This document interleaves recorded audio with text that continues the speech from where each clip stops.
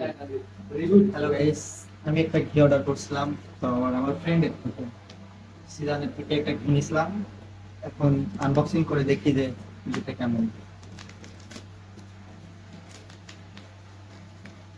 দেখা যাক আমার মনের মতো হয়েছে।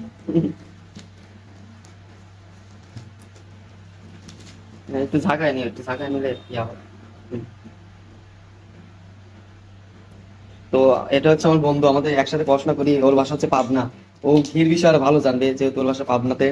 তো আহ, আমি বলছিলাম যে আমার রিলেটিভের মধ্যে আমি সবাইকে দেবো। আমি অনলাইন আমি বিক্রি করতেছি না, এখন শুরু করি নাই। তো আমি তাদের থেকে রিভিউ নেবো, তারপর আমি অনলাইন আমি শুরু করবো। যে এখন তাকে আমি দিছি, তো দেখুক সে একটু রিভিউ দেব। রিভিউ দেওয়ার পর দেখি কেমন।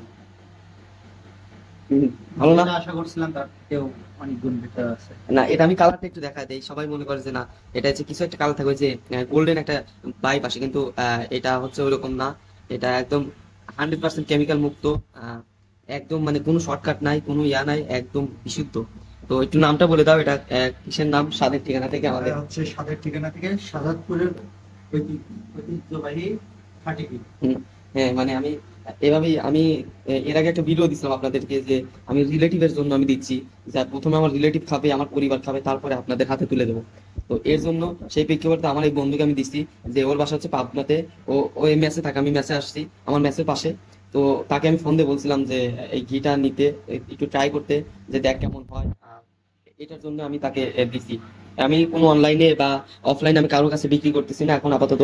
আমি এদের কাছ থেকে রিভিউ নিচ্ছি। আপনারা যেহেতু দেখতে পারলেন যে সে কি বললো, এটা কেমন হয়েছে সত্যি করে বলো। মাশাআল্লাহ, অনেক সুন্দর।